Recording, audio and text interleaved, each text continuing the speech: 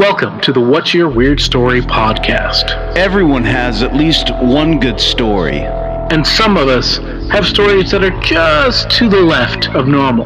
We're interested in the ones that push the boundaries of what we can perceive. Stories that defy explanations. Stories with an air of mystery. Stories we might not share for fear of being thought of differently. But don't worry, we're all friends here. So, what's your weird story?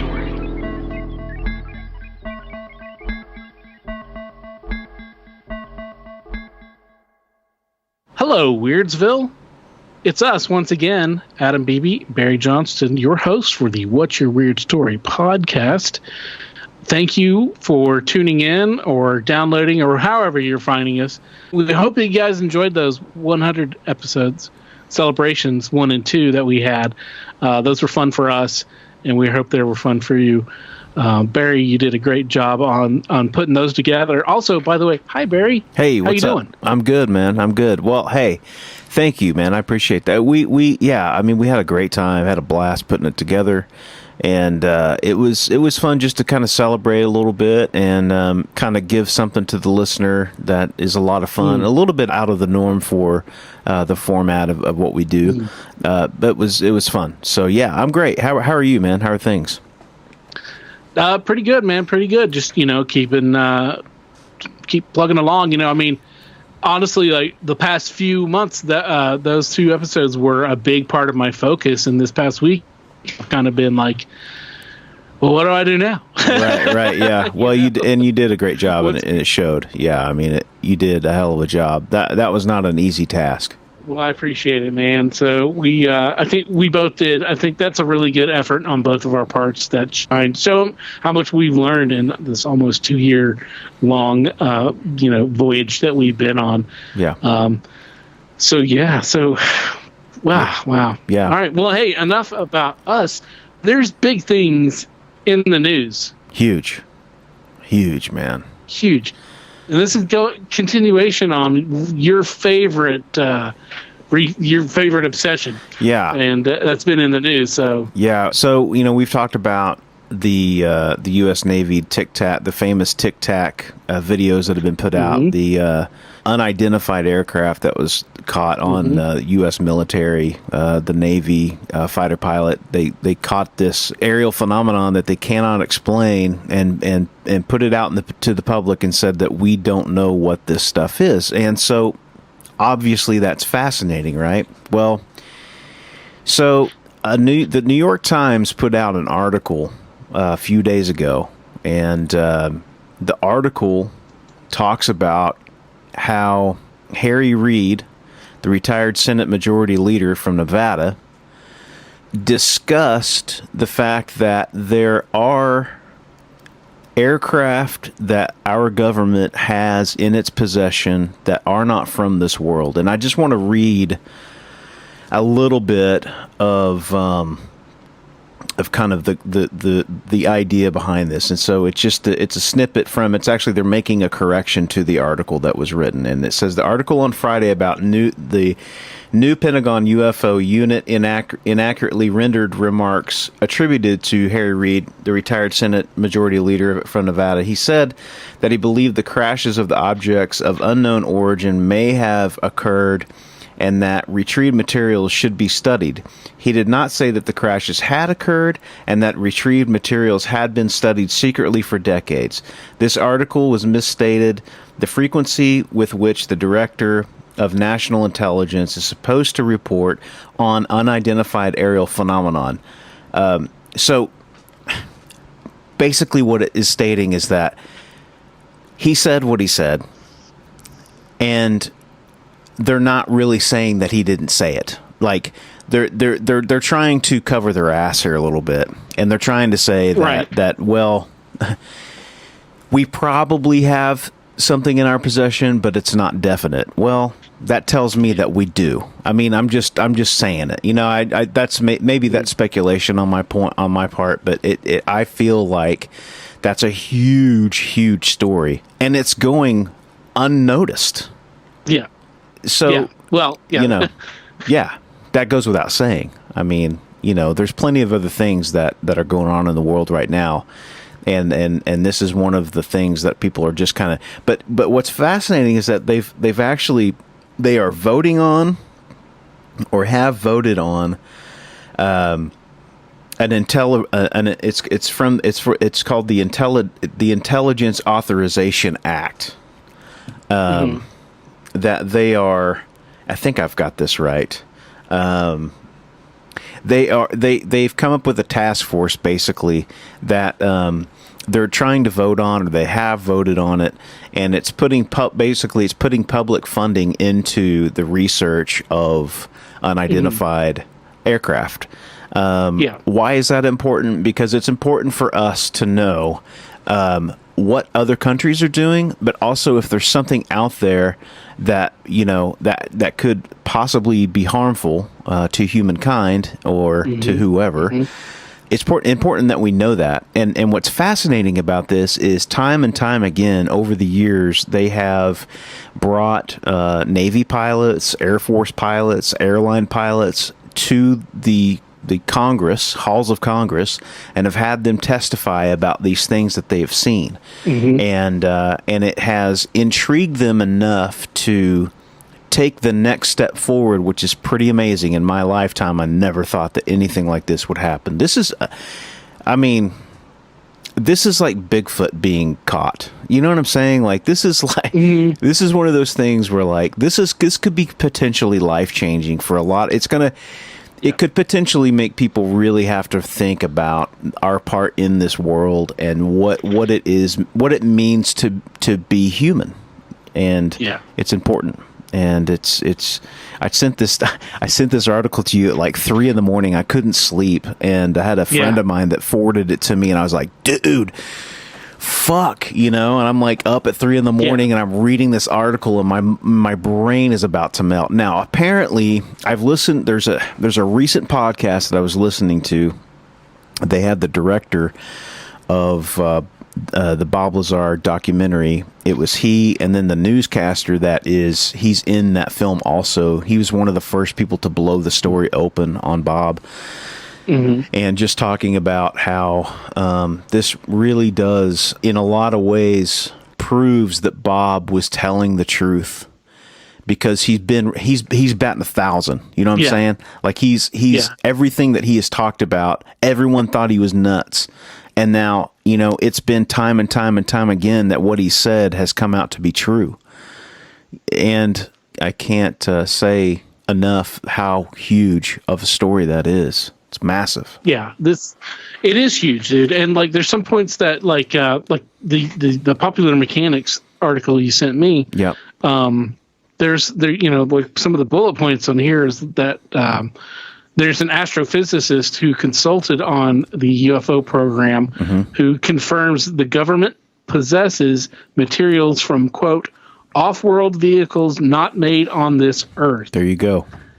And that's huge. That's huge. And the program that you're talking about, what they're doing is it's going to be run by the Navy, which is, they're doing they've been keeping up and maintaining a program all along. But the reason that they're looking for funding is putting this up is because they want to have a program that is not strictly Navy, but also so that there is some degree of transparency about what is being discovered and what's being researched. Yeah. Even if it's not something that we, the public in general, here in the United States, are going to see necessarily, but the congressmen who they know better.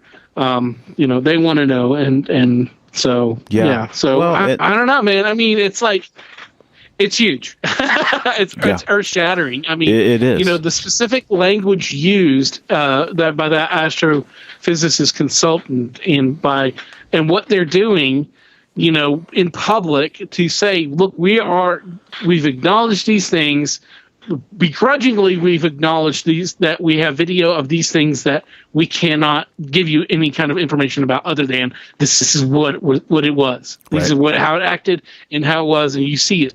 And we didn't want you to see those videos, but you saw those videos, and we're not going to tell you that they're fake, that they're weather balloons. because, you're too smart to disprove that. You're too smart to believe that. You can disprove that way too easily. Right. So it's like, okay, great. We don't know what it is, and that's not saying that it's UFOs, it's aliens, but, it's UFOs. Right. It's a flying thing we don't understand. And then you've got this other guy saying, hey, the government has these things that are not made on this planet. Right. They're not on this earth, made from materials of this earth. And yeah, like you said, dude, I haven't heard anything about this except for that piece that you sent me. And you sent me an article that was in Popular Mechanics. Yeah. And that is not the National Enquirer. Right. That is not it's a legit something to be scoffed at. That is a legit and well established, and they're all about science and all about, how things work and not woo-woo or anything like that. Right. So, well, they've been working on this. Who knows, man? It's fascinating because they've been working on this for quite some time in the podcast that I was listening to, which was the Joe Rogan podcast with gosh, I forget the guy's name, but you can find it on there. It's Jeremy Cobbler, I believe is his name, and then the reporter, I can't remember his name, but they are both talking about how this has all happened because some millionaires got involved, and they wanted to start trying to put some funding behind this thing, and they started having closed doors meetings with a bunch of people that were kind of in the know, and and they were talking about how the newscaster himself had formed a relationship with Harry Reid, and Harry Reid asked if he could come with him and sit in on some of these meetings. And so he said they didn't sit in on all of them, but they did sit in on a few of them. And that's what sparked his interest in this whole thing. And you got to thank those guys for putting their balls on the line and saying, look, dude, I'm reaching out to a legitimate politician involved in our system, and I'm asking him to come in and listen to some crazy shit and try to wrap his brain around it. And the fact that Harry Reid did that and was willing to take that chance is huge, dude. It's huge. So, So anyway, we could talk about this for days. For sure. And we were going to do a special side show or side episode for you, but we unfortunately didn't have the time with everything else going on. But all of this is extremely kind of relevant to the subject of today's guest stories. That's right. Yeah, we've got a good one, and she is a part of our Cutthroat Circus gang, and her name is Violet Gang, and she's a cracker, dude. She's got some great stories, man, and I just and one of them involves this kind of stuff. So I'm excited for folks to hear it. Yeah, that's where it starts, and it's just it goes on from there. And great discussion. We did, not just storytelling, but we had a good and interesting discussion about all this stuff that has happened to her as well. So that's right. Cool. Awesome. Well, hey, Violet, thanks for joining us. What's your weird story? Thank you for having me. And my weird story is I definitely believe I was abducted by aliens when I was like 6 or 7 years old. Wow. Ooh. I'm rubbing my hands together with glee. Yeah. I love these stories. Well, the story, for a little background, I guess, I was adopted, and my mother who adopted me was like older. So she has, old school Southern ideals, but a little more laid back and cooler than most people. So she definitely believes in weird stuff. And she's the one that told me this story when I was like 18, because I was ready to hear this story. Yeah. Well, she was, I was about 6 or 7, and we were driving along this long country road, and I was asleep in the car seat or something. And she said she looked up and she thought it was one of the like overhead lights that they have on the sides of roads. Mm-hmm. and she was looking at it, and the light came out to form like 3 different ones that went overhead. And she thought it was like her eyes, because she does have eye issues. She's like, maybe I need to put on my glasses. Right. So, continues on the road, and she realizes that the lights are like staying underneath her vehicle as she drives. And then they go ahead, stop, and like beam into, and just kind of chill there. The way that my mom tells me the story, she doesn't remember anything else after that except being home immediately after. Wow. So time. You're going down the highway. She sees the triangular formation of lights, and which I've seen a triangular formation of lights personally. Barry has as well, at separate occasions. Yeah. And years apart, actually, too. So, when another friend of ours has seen in the same area, but so she sees this triangle of lights, and it's flying overhead. And did that happen to you, Barry? Barry? You cut out on me. What was that? Oh, okay. I said, didn't you see that when you saw your triangle of lights? Didn't it kind of like stop over you, or did you guys stop? We saw it. We saw it take shape, or happen to be in the spot where it decided to be visible, whatever. And then we got to a point where we kept driving and it stayed there. And then at a certain point, we started crawling at a slow speed. And then it was kind of following us. It was hovering above of the vehicle. So, yeah. Similar. Yeah. Okay. But then your mom went over and it flooded her with light. And then that's the next thing she remembers is just being at home, which that's freaky. So, yeah. Well, like, the way our house was at that time, her room was like on the complete opposite side of the house where I was. When she remembers being home, she was walking towards her room, and she hears like me talking, or like I'm talking to somebody else, or like laughing. And she's like, well, that can't be right because I'm the only person here. It was just me and her that lived in the house. Right. So she turns around and is like wanting to mom bear mode sprint down this hallway. But she couldn't. Was she stuck? Not stuck, but like she was only capable of walking, but her mind was like, no, you should be running. Whoa. Oh. Wow. I didn't realize when you said that she got the next thing you knew she was home. I thought that, you guys just arrived at the house. You're sitting in the car and, your mom just like, that's where it is. I didn't realize it was like in the house. And yeah. Wow. Damn. Wow. Yeah.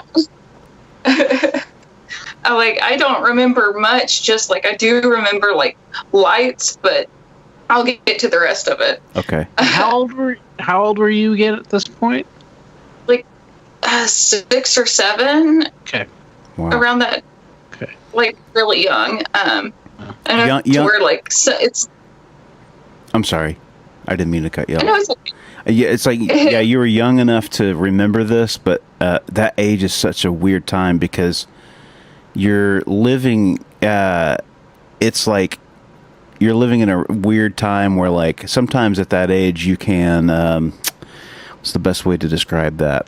You're still in touch with the creative outlets and imagination, but being taught to kind of get rid of that stuff. You know what I'm saying? So you're in that weird sort of stage where you can remember that, but you're very moldable, you know?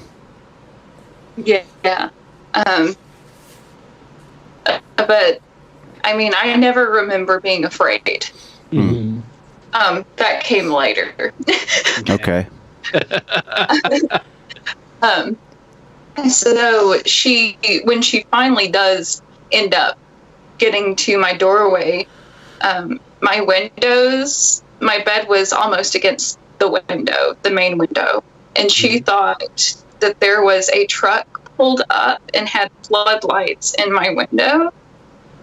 Oh, shit. Oh. Well, okay. So if you can, Wow. I can describe Barry and mine's face is describing this for the listeners is, huge-eyed and mouth agape. Yeah. That is intense. Wow. Yeah, and I was out of the window, like partially out of the window, and just talking. Oh my. Whoa. And when my mom got out from the doorway into the room, the light wasn't there, and I was laying down and in my covers. It was like a slip in time. Whoa. The way that she describes it. Right. Whoa. So this thing basically followed you home or something. She remembers being on the highway, being on the road, and then cut to she's home now. You're home. She's in the house. She's trying to get to you. She can only walk, and she sees someone shining floodlights into the home through the windows, and you're hanging out the window. You're talking to other people, and you're hanging out the window. That's a little bit weird. Then, yeah, I can imagine how panicked she must have been, especially because she couldn't move as fast. And then seeing that, and then it's like, and you're in the bed, the lights are gone. She's just looking at you. God, dude. Wow. This is intense. Wow. I did have dirty feet though when she uncovered me. Wow. And I was passed out asleep. Whoa. You're blowing my mind here. Did it? Oh. Wow, okay. Wow. Well, I mean, and then at some point when this is skipping some years because that's, nothing really besides that happened after that event. Mm-hmm. Some magnitude until I started getting older. Around the summer and springtime, it's in weird intervals of the months. Sometimes it's 4 or 5 times where I'll be woken up by the sound of it's like a reverb sound. Like a deep wubbing. Yeah.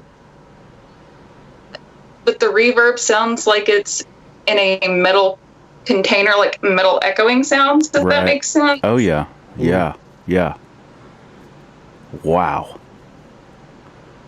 So in the recording world, there's something called a plate reverb, and it's literally a huge plate that they stick back in the day, back when they were making records and had to actually come up with a physical way to make this sound. They would stick this huge, usually they were huge, they were different sizes, but they would stick these big plates of metal in a room, and whatever you were trying to put reverb on, they would basically run it through this plate, and they would record that.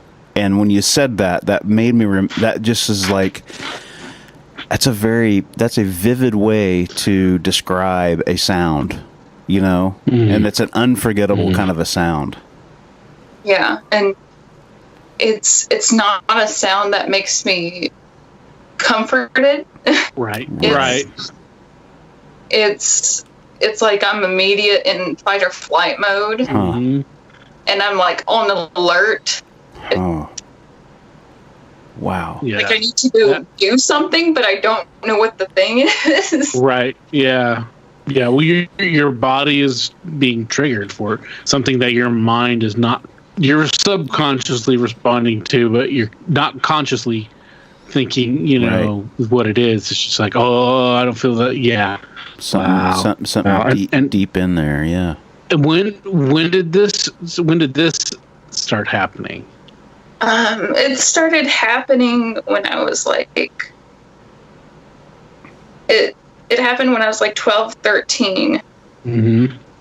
And then it went away a few years, and then it started coming back in my 20s. And the past few months, it's been real crazy. Wow. Does this happen when you're awake? Or this happens when you're asleep, or it happens anytime? The reverb sound is only summer, spring, and that one happens when I'm sleeping. Okay.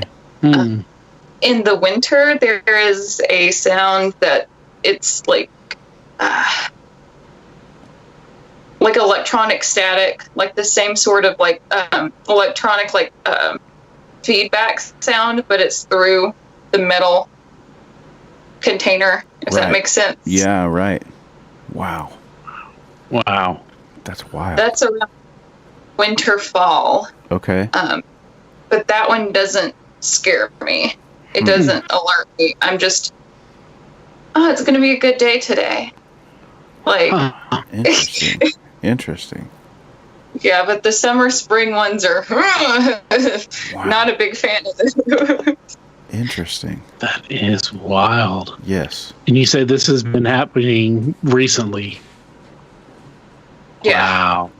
Wow. We've never had anybody with auditory things like this that have happened. You know, we've heard other things, but this is interesting. Like I've tried to look up and like logical things to describe the sounds, and I can't find it. Right. Yeah. Now, have you had any experiences where you've seen things? You know what lucid dreaming is? Mm-hmm. Yeah. So I'm also really good at lucid dreaming. Okay. Cool. And I've only seen things when I try to think about relation to the noise. I've tried, and it's really, really, really brief. Okay. And it's nothing in a physical form. It's gaseous. Okay. Gas clouds. Okay. Interesting. Electric sparks, but there's never been any kind of physical thing that I can, like a person shape or anything. Right. It's always like gas and space. No discernible shape. No discernible shape. Now, have you had, when you experience this stuff, do you experience like sleep paralysis? Like, do you wake up but your body can't move? Yes. Okay. This is all classic. This is all classic abductee talk. You know, this is all classic stuff that I've heard. Do you ever see like, or have any memories of owls? Or like, you know, animals, like big eye things? Like, it's sparrows. Okay. Like clusters. Like, okay. Could be. I don't know. I just know that like there are in some camps of ufology lore. There's the sound, there's the paralysis, but not being able to remember anything, but knowing that there's something going on. And it seems that if you're lucid dreaming, that's you kind of like, maybe that's you in your memory kind of trying to filter out something, but since it's like nebulous, it's a gaseous thing, you can't see what it is. It makes me wonder if there's something that's been kind of like, for lack of a better word, opposed to hypnotic suggestion that blocks you from seeing whatever it is. That's the cause. Okay. That's a good description there, man. Hypothesis. Yeah. I mean, it explains it most than anything I've really. What's it? I know that they believe in it. Mm-hmm. With there's just, I'm trying to think of anything weird that would go along with it. Like, right. The birds aren't a common thing, but like sets of eyes. Mm-hmm. What I can remember more than birds is that kind of makes sense to me as well, because a lot of times when people are having these types of experiences where they do have something that's kind of like pushing down the memories or making it where they're obscuring the memory of what they really witnessed, they'll implant the brain. Our brain is really amazing thing, and we'll try to decipher things so that we can understand things better. So often people will see, and this has been recorded quite a few times, but they'll report having seen like giant owls and stuff with like the big eyes, and then of course the people are like, well, those are the classic big-eyed gray type aliens that people talk about all the time, and that's the brain trying to process what it's trying to filter out into something where it can really like, okay, this is kind of what it was maybe. So wow, yeah.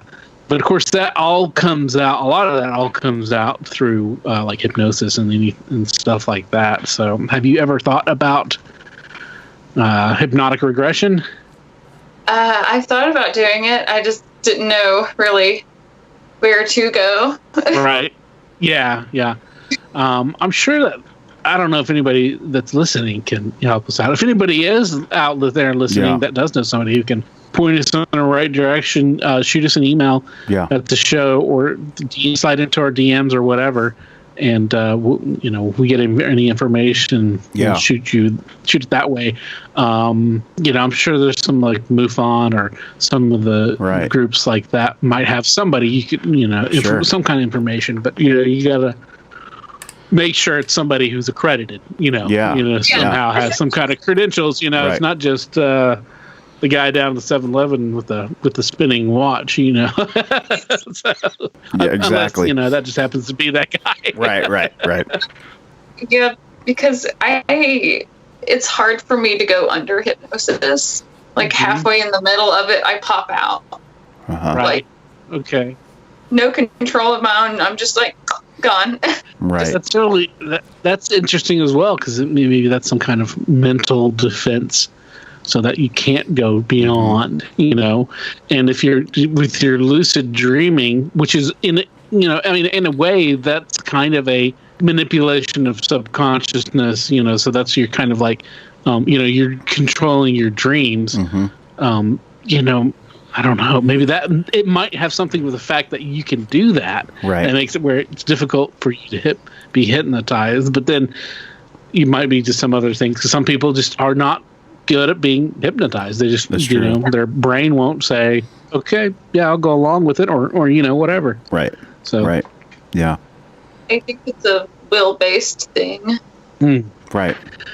Yeah, I definitely, there's definitely that. But, sometimes, it's like, it's even if you want to go along with it, your will may say, "No, I don't want to be controlled or dominated or give up." Right. Especially if you've had if you've had these types of these issues where you have the feeling of being controlled, you don't want to put yourself in that position. That's understandable. But what's interesting about the lucid dreaming is the brain, from what I understand, and I've tried to do this and I've had a little bit of luck with it, but I never really tried to do this on a consistent basis. But in lucid dreaming, like, you just sort of go with it, and you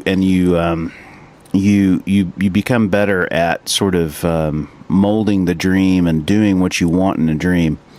And the fact that you can't do that when you're when these ideas of these other beings or whatever are present, that's interesting to me, because it's like your brain is hitting a roadblock, and it's kind of like what Adam was saying about that defense thing of these things that the brain does, and maybe those images were sort of put in there for a reason so that you can't recall them. That's interesting. I'd never really thought about that. I've never really taken the time to figure that out, but that's a really interesting thing. And I'm sure I'm curious. Yeah, I know. I was just going to say, I'm sure she's thought a lot about it. So Yeah.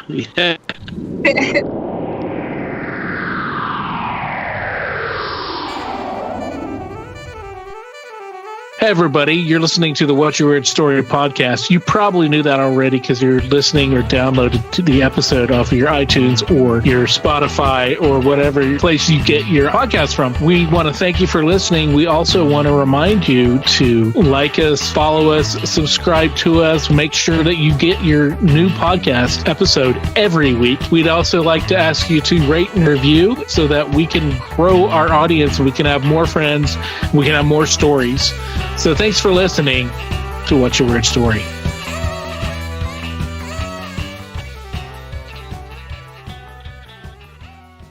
I'm curious as if the sounds that you hear are some kind of like post-hypnotic, like suggestion or trigger rather. So that maybe either it's like maybe you hear it and you maybe, I don't know, maybe your body hears it and then then you're put into some kind of a trance or whatever, some kind of state to where you could be abducted again. Do you feel like you've been abducted again? I should ask that before I make a decision. Yeah, but I didn't feel not in control during it. When I wanted to leave, I could leave. And I thought I was lucid dreaming. Tell us about that, because I'm very interested. So it's the same trend of doesn't electronic ghost make sense? Does that phrase electronic ghost? Kind of. So when I was interacting with anything, I guess, similar, when I would try to look for answers, it was like what you think of when you imagine a ghost, like, wavy, kind of floating, but made of electricity. Okay. No, I understand what you're saying. That it's not something like paranormal looking. It's something like created, almost like a hologram, like sort of projection. But right. Okay. Gotcha. Interesting. I want again. So, and this is you have these experiences, these encounters in your lucid dreaming. Yeah. Mm-hmm. I wonder if that is either something that your brain is creating so that you can visualize something that should have mass, but like your brain can't understand it, or can't wrap or doesn't want you to understand it, what it is, or if it's something like whatever you are having contact with. I don't know if you're communicating with, or if it's something that is they're using to block, again, like I said, to like block what's happening, and that you're just being able to somehow either access it through a memory dream or something like that, or if maybe there's something that they can access you through the dreams. We don't know. I mean, dreams, we don't understand dreams. We don't understand what, aliens do or what they can or can't do, Yeah. I mean, nobody's an expert on any of that for sure, but I'm just spitballing from all the stuff that I just knocked my mic over with my waving hands, but yeah, I'm just speculating. So, do you have any other communication with these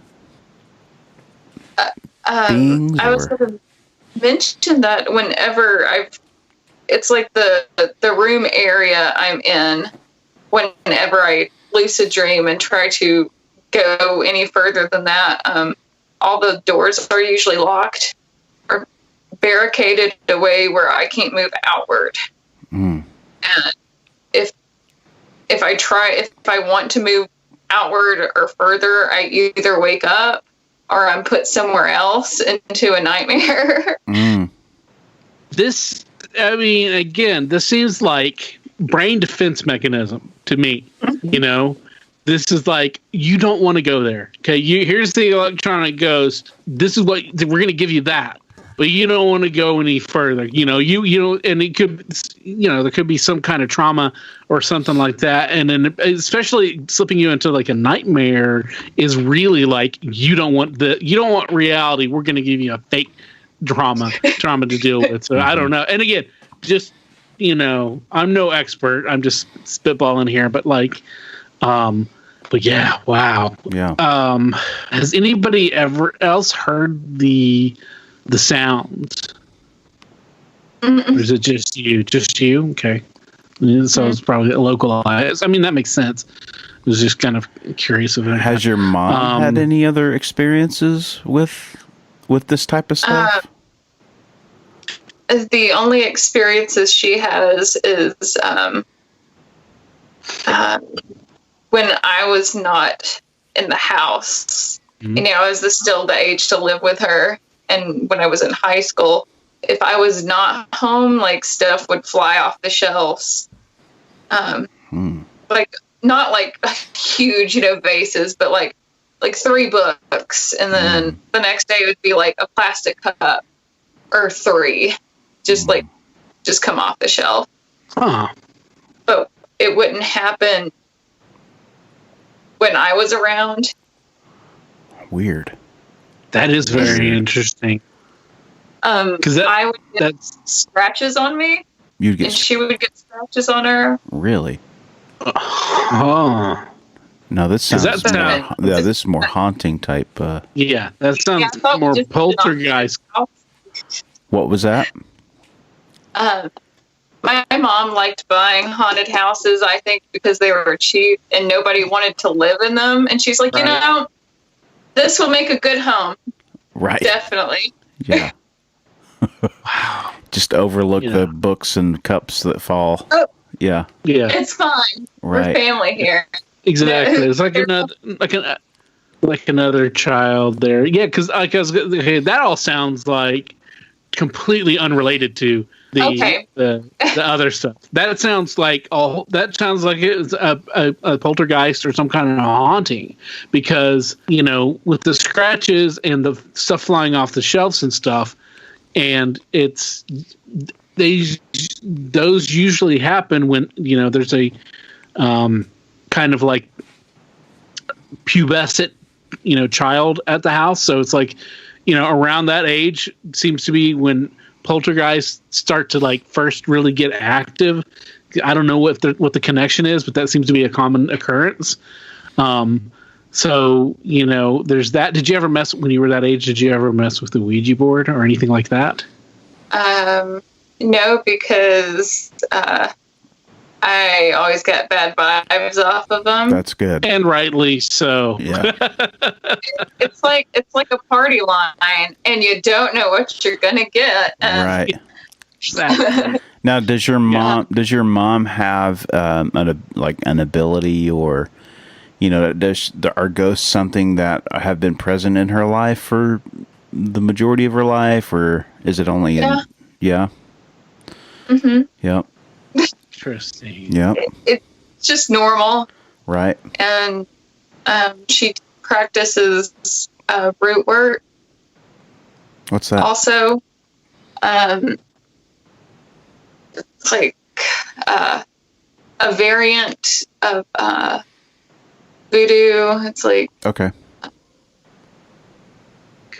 Ritualistic duet type of witchcraft, Sure. but she used like biblical things and. Okay. Is this where the knots? Yes. Okay. We're tying into knots and stuff like that. There's somebody else that we talked to that mentioned knots. I can't remember. It's been a while. Or something else that I just talked to him about knots and stuff with rope work. But I do remember that. Of stuff in jars. Lots of stuff in jars. Okay. Sprinkling dust in shoes and. Okay. Yeah. It's a really old kind of like, I hate to really say magic, but I guess for lack of a better term, kind of magic, or at least magic thinking. So it sounds like that you've got a lot of like high strangeness just have been around you your whole life, which seems to happen. Some people are really, just get all of it, Right. Some people maybe get one, or nothing ever happens to them. But it sounds like, your mom was, very tuned into it, and you have been, you are or have been put into that position to where you've been, tuned into it. So yeah, wow, that's really cool though. Yeah. Which also might be. I guess. I was just going to say that might be why they're in. The beings might be interested in you. If you have something kind of like that, but I digress. Yeah. The only other thing I could think of that would be related to the aliens would be the Cutthroat Freak Show that I joined. I have crazy nerve damage, or like a nerve issue to where I don't feel like my responses is delayed to pain. Really? All over your body or certain areas? Mostly like arms, hands, back, like legs, Really? like just. So the extremities then. Huh. And like stomach, like upper chest too. Okay. Interesting. Is that something that when did you notice that? Has it always been that way? Yeah. My mom would have to like get my hand away from, not always, I guess. Because I would just accidentally leave my hand on a burner because I didn't realize it was there. Wow. It used to be like that bad, but when I got older, I can still feel burns and stuff. Gotcha. But it's like a delayed response. Like I get burned, and then there's nothing, and then like a minute later, oh, ow, now it hurts. Wow. Interesting. That is interesting. That's really interesting. So I wonder if that's like, I guess you said it is a nerve issue. I wonder if it's some kind of neurological thing, or if it's some kind of a physical reaction time thing. I don't know. I know a little bit about a lot of things, and I sometimes put them together, and it sounds like I know what I'm talking about. But I don't know. I don't know if it has no relation. It was just something weird to. It could. I mean, if we go with the old school, aliens poking and prodding around on people, that could, I would imagine that could cause some nerve issues and they stuck you in a weird place, like in your spine or something like that, or even in your brain. You know, if they wouldn't, who knows? Who knows? So yeah. Wow. But I mean, all your nerve bundles. I mean, there's weird. Just I don't know. It could be something where the electricity inside your body that carries those pulses are sometimes are off or just slowed by something biological, but still, it's the root cause of that is who knows. Right. It's interesting though. It is interesting because now you think about all of the things that you when you think about these beings, the way that they've revealed themselves to you is in electrical patterns. I mean, and the sonic stuff that goes along with that, very mechanical. And then your body, the way that your body is sort of deals with pain and stuff. That's very coincidental, very interesting. I've never really connected it that way, but that is a very interesting perspective. Yeah. I mean, even if it's totally off, it's an interesting thing to think about. I don't know. Yeah. That's crazy. I've never heard a story like yours, so yeah, definitely unique to what we've heard. So yeah, it's really cool. But I know that because you do have this, I do know this. You have your the I guess less than sensitive. I don't know, the delayed reaction. You use that, right, as when you're in as a member of the cutthroat. I have. This is my original act that I do. It's Nerf guns, right? Yeah. So you take a 18 gauge piercing needle and you put it on the tip of a Nerf dart, and they're shot at me, like needle out. Dart. Oh my god! Oh wow! Yeah! Wow! I have the dartboard. How deep do they go? Enough to where I pulled them out. I mean, they bleed. Right. It really depends on how far away the gun is. Right. Right. The area of the body. Some places will go deep, like my collarbone. That will go in, like kind of like. Wow.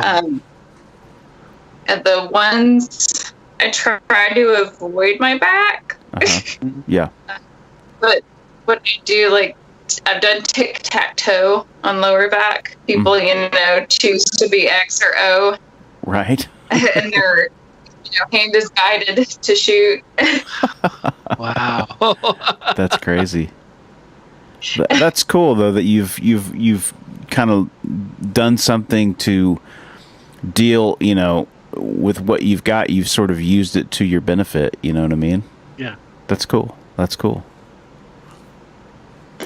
Yeah, I'm trying to my next genius idea, if I can execute it. The Skip It toys? Imagine that dangerous. Uh-oh. With blades and danger and fire. So a flaming Skip It, that would be that would be very interesting to see for sure. I'm uncoordinated. I'm extremely uncoordinated. I have trouble just walking. So yeah, no Skip It. I couldn't do a normal Skip It, let alone a flaming one. So although maybe a flaming one would encourage me a little bit more, but I actually tend to see that ending in disaster, not just for me, but for everyone. So. And so, do bed of nails also. I was getting ready to say, bed of nails. Do you do anything with like the needles where you pierce through? I don't. Because I know that's a whole other skill set. Yeah, that's. I like my what I do with the things. It's kind of a similar concept, different application, I guess. Yeah. But the bed of nails, I usually instead of just lay on it, I'm laying on it, I like bounce and jump on it. Like, Oh, wow. Man. like hop on it. And Wow. Do you break the skin when you do that? Have you? usually no. I've only like injured my palm like a few days ago because I just put my hand off wrong on the bed of nails and it caught in Yeah. my hand nail. Yep. Oh, man. no, that's the injury I've really had with them, but like just getting all your weight like up and down on it is it hurts, Yeah. But Fuck yeah, it hurts. It makes me cringe right now. I'm like, oh. But a lot of that is about a lot of it that you can do that is that you it's the equal distribution of the weight. So you got to make sure you construct the nails properly, spaced apart in a certain amounts and stuff. Because I think I remember, I want to say in high school or something, Mr. Barnett, our high school principal, made a bed of nails. Did he really? And to show, I want to say it was Mr. Barnett. I want to say it was Mr. B. Okay. Or maybe Mr. Mays, but one of the high school science teachers or the principal who taught us about made a bed of nails to show us, just the idea and the concept of, and of doing it. And maybe he had dreams of working in the sideshow. He might have, man. He might have. That's cool. But you're doing it. That's cool. Yeah. Awesome. So when are you guys going to be performing anytime? Like, do you have any ideas of your time frame to get back to it, or? I'm not the best person to ask, but right now we're doing, a few of us are doing the virtual shows. Okay, yeah. Stuff on like Zoom and Twitch and Facebook, like Facebook Live art shows. Cool. But it's, all virtual. There's been a lot of that, but as far as I have no idea. Yeah. How if anybody's interested, how would they go about finding out when they can view one of these virtual shows? I usually promote the Cutthroat Freak Show page. Sorry, I'm trying to think of the best people to get to. Usually, Jeremy Kinnison or Scarlet Storm or me, all on our Facebook, usually promote it whenever there's anything really going on. Cool. Facebook and then Instagram too, Instagram too, yes. I'm not sure of the other platforms, but Instagram and Facebook mainly. All right, cool. Well, just so maybe we can, some of our listeners will, be interested and help, go your way and we can guide them there. So. Yeah, definitely. Cool. Yeah. Thank you for coming on and sharing your story. And, I don't know, whenever you feel like you've got more, it's an open door policy. Yeah. So. Yeah. Okay. Definitely. Thank you for having me, and hopefully someone who has a little bit more knowledge and experience can direct me. Yeah. Yeah. For sure. We've had a few folks on that, definitely I think could help. I think Alta being one of them. She may be somebody to talk to. Yeah. But, yeah, cool. Cool stuff, man. Never heard a story like yours.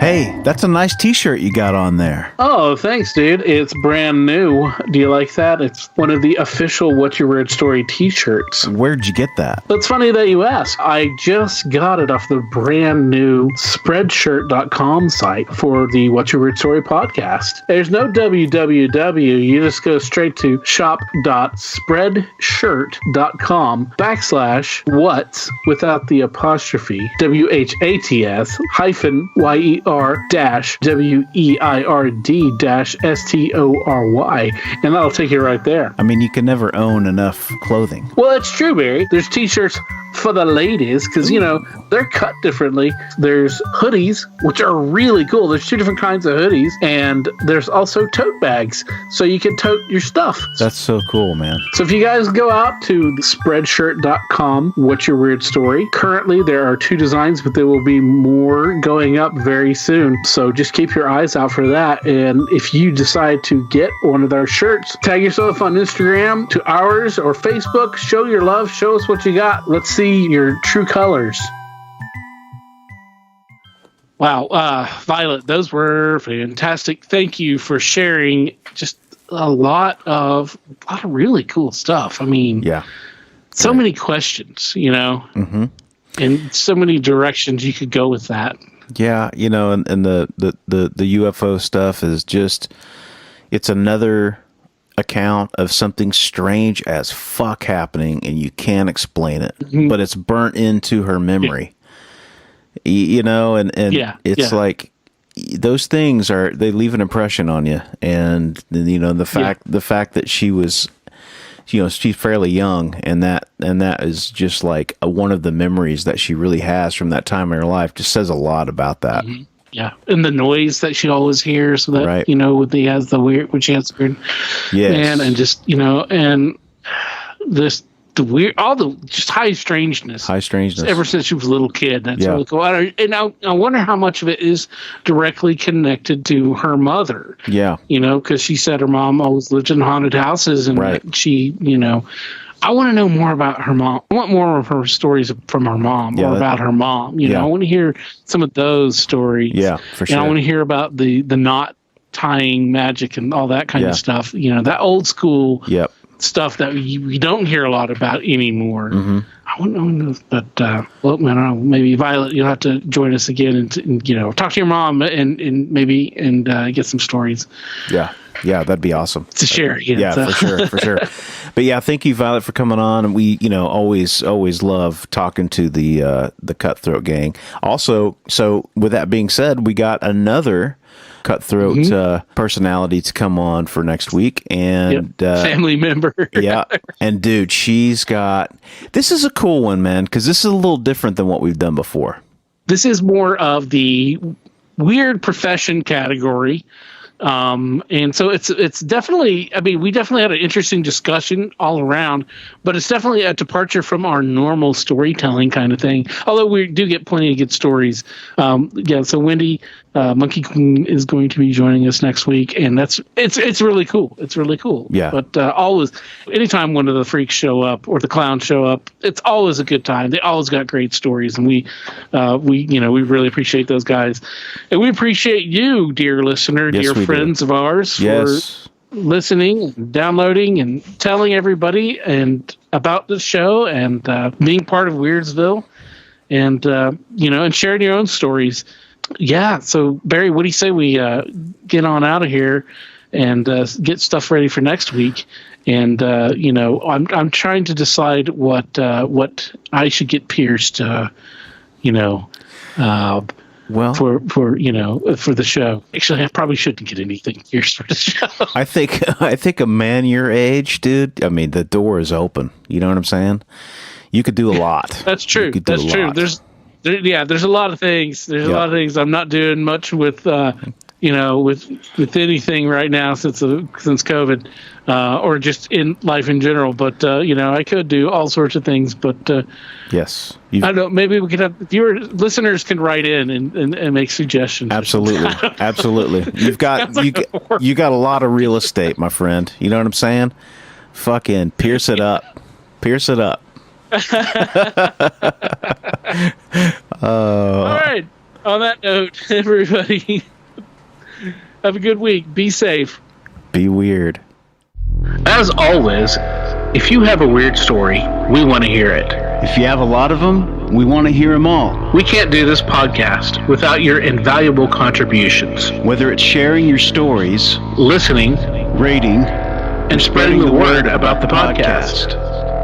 Thanks for listening. Until next time, be safe. Be weird.